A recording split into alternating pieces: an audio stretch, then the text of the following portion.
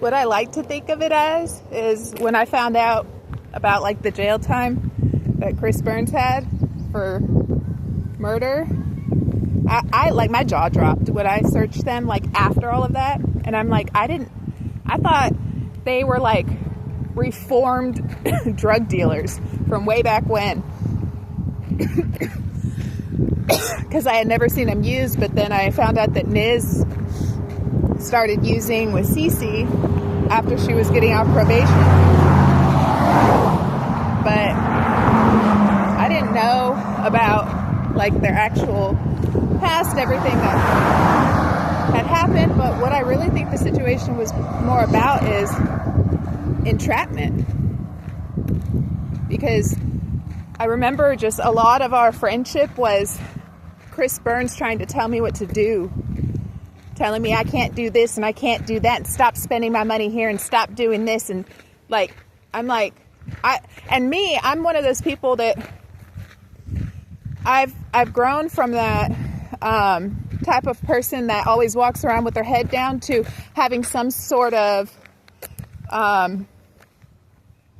confidence in myself as a woman to say no to men and to certain things and the way that they treat me, you know, especially with all the classes that I've done with domestic violence and all those things. And so I've grown to a point in my life, especially then, where I'm sorry, I understand that you're a man, but you're not going to talk to me like that. And so there was a lot of bickering during mine and Niz's and Chris Burns' friendship, because it's like he was trying to entrap me in this state of thinking and doing and acting.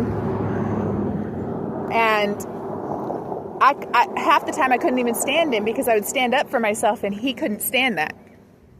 He doesn't like women that stand up for themselves. No, you're not going to talk to me like that. I'm going to spend my money what I want to spend my money. I don't have to buy expensive things. If I want to go to the Dollar Tree and buy my kids Dollar Tree things or Walmart shoes, I'm going to do that. Like, stop telling me what to do. I'm not your girlfriend. And like, it got to that point of like feeling entrapped in a situation that I no longer wanted to be trapped in. And no, I was not his whore, but he made every move he made seem to make it seem like I was. Everything that he said to me, everything that he did, everything, the way he'd talk to me, the way that it's like, I'm not yours. And we had a lot of problems because of that. Like, I couldn't even be friends with Niz because he kept her in that state of complacency and entrapment too. And I was just like, I was done with the entire thing. And I think when I said, I don't want to be friends like this anymore, that's when a lot of problems started happening. Like, just all the arguments and bickering and all of those things. It was just, and the whole stop buying cheap shit. I didn't know how subliminal he was. And I failed to realize that he spent years of his life in jail learning to be an extremely subliminal individual.